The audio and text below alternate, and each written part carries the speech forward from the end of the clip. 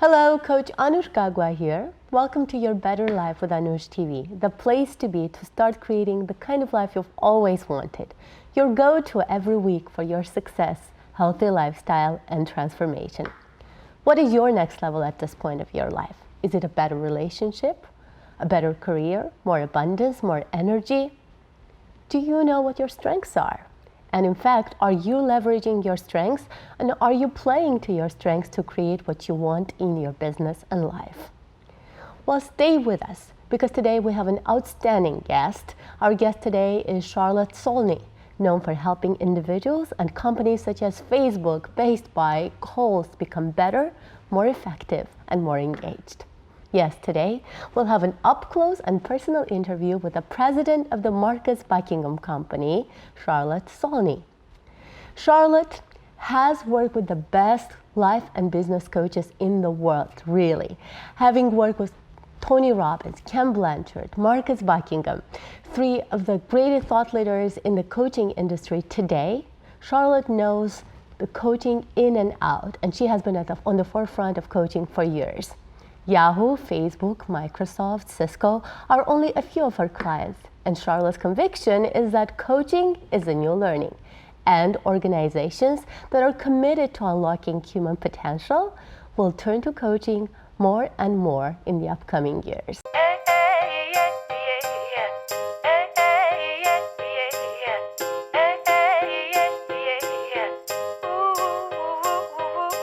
Charlotte, thank you so much for being here, and it is such a privilege and joy after having met you at ICF LA for the first time, not so long ago. So thank you for being here, first of all. Oh, thank you so much for having me. I'm delighted to kick off my new year talking with you about coaching.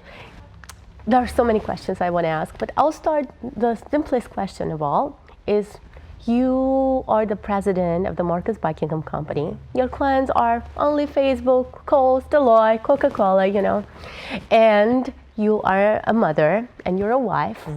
How do you do it all? How do I do it all? I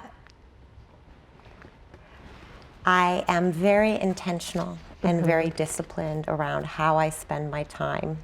And I'm very clear on what my commitments are and to whom I have those commitments. And I'd like to say that I'm fabulous at being able to do all of these things all the time. And the truth is, I'm not. As with everyone else, you do your best to balance all of the commitments that you have in your life. And you realize that balance is a state which is very difficult to achieve. And so what you do is you just make smart choices in that moment at that time around what you need to be doing. Do you need to be with your children at that moment in time? Do you need to be with your clients at that time? What do you need to be doing right then and there? And just recognize that it's a journey and you learn along the way. So how do I do it all? With a lot of luck and a lot of help. And intentions. And a lot of intention and discipline, yeah. And one of the things that you talk a lot about is differentiating between a good course of action and a great course of action. Can you please talk more about that? The difference between a good course of action and a great course of action is not just taking into consideration your intentions, but also the impact that you want to have. So I think a lot of people think about, what is my intention? I don't know if people take the next step and think about, what is the impact I want to have? So I think that if you want to make the differentiation between a good course of action and a great course of action, think both about intention and the impact. What is the outcome? What is the tangible result that you want to achieve? And then what are the steps that you need to take to achieve it? Yeah, that's beautifully said, totally. Thank you. And because when you do something beyond yourself, and you get much more power. Absolutely. So you've been in the coaching industry for a while now. I have, You've seen it evolve. How has coaching changed throughout this time? That's a great question. I've had the privilege of being in this industry for a very long time. So I had started being exposed to coaching, about 15 years ago, when it was really a fledgling profession. And people were beginning to realize the impact that coaching could have in the world, but it didn't really have much structure or much format. I think there were 5 coaching schools at the time that I sort of came upon coaching. And I was first exposed to coaching when I worked at the Ken Blanchard Company. How long ago was that? Gosh, that must have been back in 2001 or 2. So about 14, 15 years ago. Yeah, a while back. And at the Ken Blanchard Company, they had started a subsidiary company called Coaching.com. And Coaching.com was an organization that we really believed that you could leverage technology to facilitate a conversation between coach and client. And that in leveraging technology, you would be able to do a lot more coaching organizationally and have the impact that you intended. And so I joined this organization and had the opportunity to read every single book that had ever been written on coaching at that time. That's pretty awesome. It was extremely awesome. I mean, talk about like a wonderful educational opportunity. And I also had the opportunity to work with some great thought leaders in that space.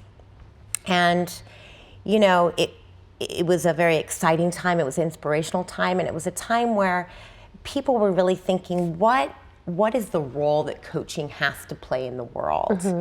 And we were really focused on how do we define what coaching is versus what coaching isn't, so we could be clear around the parameters of coaching. I remember we talked about this at ICF meeting, is that before, coaching was kind of thought of as intervention for problems. Now, it's not the punishment, it's the reward. And you're seeing this more and more with the great companies that you're working with. Would you please talk more about that? Yeah, absolutely. So, as you said, I think coaching in the past was seen as a tool that you would leverage, usually with executives, to help them with particular problems they were having in the workplace, if they were having a negative impact on employees or their teams. And I think coaching was seen as an intervention to support that. Now, I see coaching being used as a tool, not just with executives, but also with management, to actually retain top talent. So it's seen as a competitive differentiator in the talent war. And with so many talented people in the world today, one of the top challenges that organizations face is how do you keep your talent? How do you keep them engaged? How do you keep them at your company? And especially with the millennials, how do you keep them? And coaching is a phenomenal tool to do that. Coaching is a way to help people understand that you're interested in them, you're interested in the development. It's a way of keeping them really engaged, and it's a way of helping them perform at exponentially high levels. Facebook, Deloitte, Coca-Cola, but specifically Facebook, could you please share, if you can, of course, about the work that you do with Facebook and why do you think that has been so successful? It is a privilege to work with a company like Facebook, first of all. Yes. Okay. Extremely forward-thinking company, really committed to their mission, very strong and powerful culture, very connected culture, obviously having a huge impact in the world, and their mission is really to connect people around the world. And so, number one, it's a privilege to work for them. But because they're such a forward-thinking company, inevitably they are looking for how do we get the best of our people, what is new, what is different, what's effective, what's not effective. And so it was very easy to partner with them. I started working with them a few years ago. An old colleague and friend whom I had worked with at a previous company went to Facebook, asked me to come in and work with them with their management population and help them put together some sort of initiative that would empower their managers to be effective people leaders. Again, great fun. And what we discovered over a period of time is as we delivered these programs, we started adding a little bit of coaching here and there. And we found that when we added coaching to any of the educational programs that we had developed, we saw that there was a really large return on investment. People were applying the tools that they had learned and in a very effective way. So, when you start seeing results like that, you do more of what's getting results. And so Facebook was one of the first companies with whom I've worked who've said, gosh, we want to do more of that. And now they actually give coaching to every single person that is a people manager within the organization. And that's amazing because even nowadays, outside, yes, Facebook is a very forward-looking company, but there are still companies and there are still people today that are wondering, why do I need a life coach or why do I need a coach? I'm doing pretty fine. What would you have to say to these people? Talent, retention, and performance. The bottom line is every individual needs help being the best they can be, right? So the question for any organization or any individual is, what is the most effective approach? What is the effective medium for accelerating performance and unlocking potential? And unquestionably, coaching gets that kind of result. So I think that it's a function of really being prepared to look at the data and recognize that when you get that kind of result, it's worth making that kind of investment. I mean, I think of coaching as performance insurance. A life with a coach and a life without a coach. Ooh, fun. Okay, let's see. I think a life with a coach is a life that has more accountability. It is a life with more challenge because you have an individual that's challenging you, not only your beliefs, but your actions. I think it is a life of more intention, of course, because you are making a decision that you are going to spend time committed to bringing out the best of yourself and having the kind of contribution you can make in the world. So I think it's a life of more intention, more accountability, and frankly, more courage. Because I don't think individuals opt to have coaching unless they're prepared to actually take some pretty significant steps forward in their life and actually make some pretty significant behavioral changes. So I think it's a life of courage as well.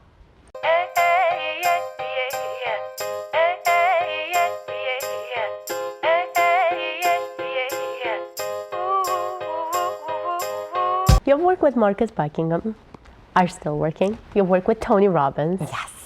And Kim Blanchard. Can you share something about Tony or Marcus that we don't know? Ooh. Yet you feel comfortable sharing. Yeah, there you go. Now that's the question, right? So, Tony is an extraordinary man. You know Tony. Absolutely. And he's an extraordinary man. He's actually a genius as it relates to figuring out how to shift people's psychology and their belief systems, which of course is the first and very important step to creating behavioral change, is to ensure that you are thinking about someone's psychology. So he is, he's phenomenal. In terms of what you may not know about him, I think that there is a widespread recognition of his genius on stage in terms of how he presents and how he can keep a room alive for hours at end, like thousands of people, as you know. I mean, he can keep them on their feet. He can keep them engaged.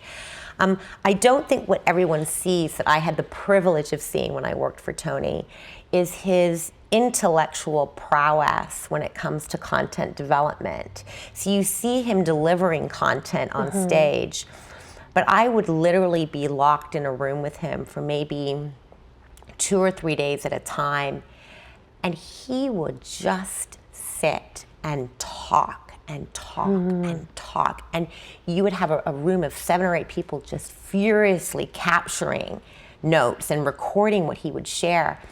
So there was so much inner brilliance that would just come out and form the basis of some very powerful content and tools and resources that can help people, be at their best.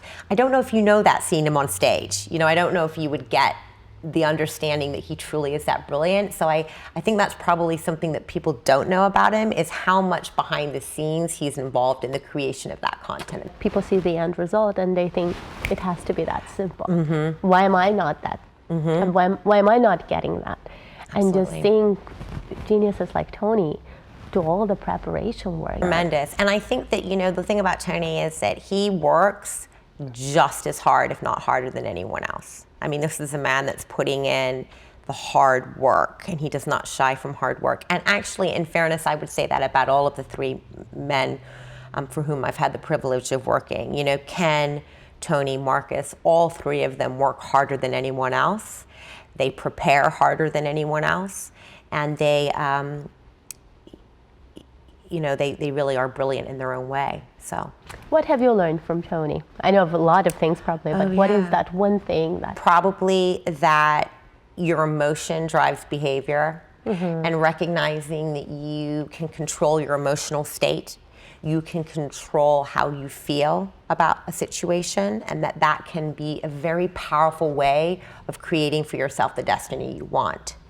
So I think I learned a tremendous amount about psychology, a tremendous amount around what are some of the things that you can do to make the behavioral shifts you want to make. And I mean, extraordinary work. And that was probably what I took away most from my time with Tony. And also just sheer grit and hard work. Like, you just have to keep working. There's nothing, it's not easy. And that's okay. But that's what I learned from him. Yeah, and mastering your state. That's Absolutely. Pretty huge. Oh, it's huge. And you know about this. I mean, mastering your state isn't necessary. It's simple, but it's not easy. But yet it's very powerful if you can do that. And it defines, if you master your state every day of every week of your life, that pretty much defines your destiny. Absolutely. And that's a discipline, right? That's a discipline. It's a habit. It's a ritual that you need to build. And that's not necessarily easy when work catches up with you and your daily life gets on top of you. And so it's just really important for you to make that a priority. But then having that tool available to you and knowing that you can make that shift and it is up to you. Yeah, sometimes you get too caught up and you don't want to do that, but then knowing that that's there to help you, that's pretty huge. Oh, and it is. It's very working empowering. with the clients and using that and knowing that's always there to support, that's huge. Yeah. And what about Ken Blanchard, the 1 minute manager guy? The 1 minute manager. So Ken is probably one of the gentlest, most service-oriented people I know. He genuinely cares about people and genuinely wants what's best for them. And he is extremely consistent and congruent in the way that he shows that. So this is a man that really practices what he preaches, as it relates to taking care of people and making a difference in the world. And kind, loving, and just a deeply spiritual person. And so it was a privilege to work for him too. And I know you told the Puff Daddy story at ICFLA. Can you please tell us the Oprah story? The Oprah story. Absolutely. Thank you. So back in 2008, Marcus got a phone call from Oprah. And he had just released a book called Go Put Your Strengths to Work. And this book was a very practical, tactical book that was designed to help individuals take accountability for identifying and leveraging their strengths in their work, in their world at work.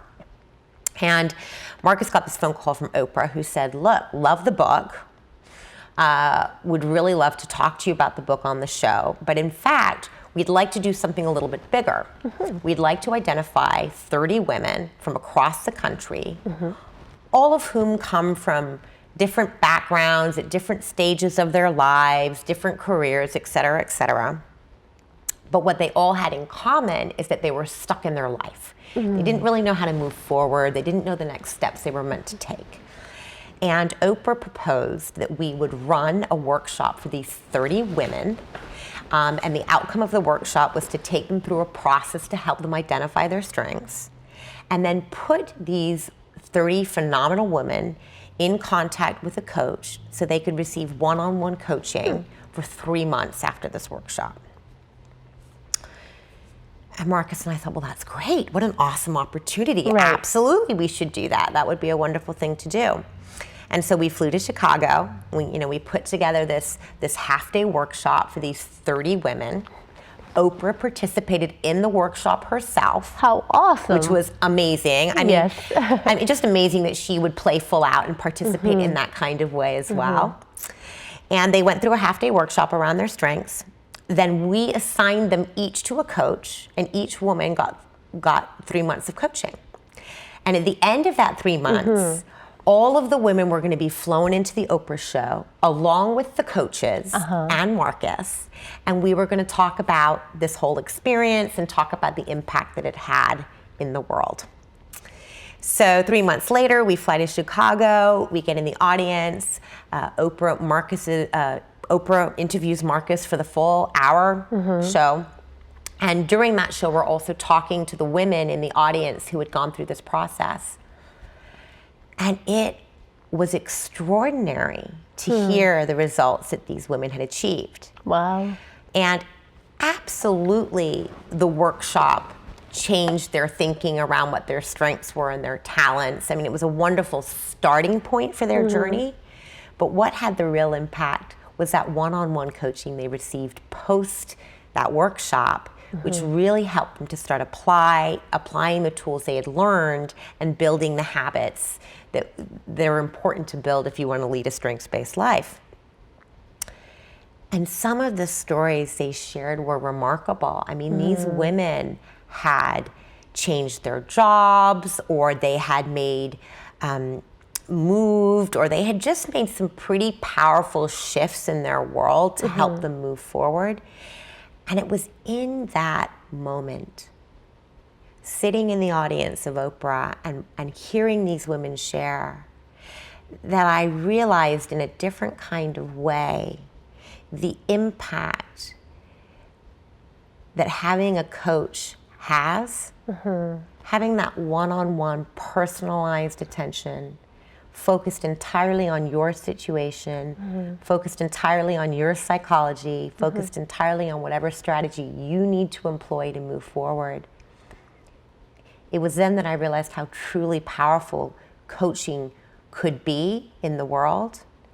And it was from that point on that I think Marcus and I made a very conscious decision to grow the coaching practice, because we realized that the coaching approach was having an extremely powerful impact that we wanted to replicate.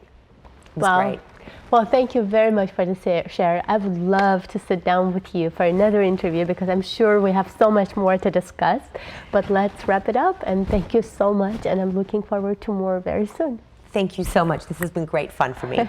Likewise. That's all for today. Thank you so much for watching. And to wrap up, I would like to hear from you. Do you know what your strengths are? Go to standoutassessment.com and find out and share with us what your strengths are. Know your strengths, own your strengths, play to your strengths to create the life and business you deserve and desire at your core. So, if you like this video, please subscribe to our channel and share this video with your friends and family and colleagues. And until next time, remember that life is what you make it. So make your life outstanding.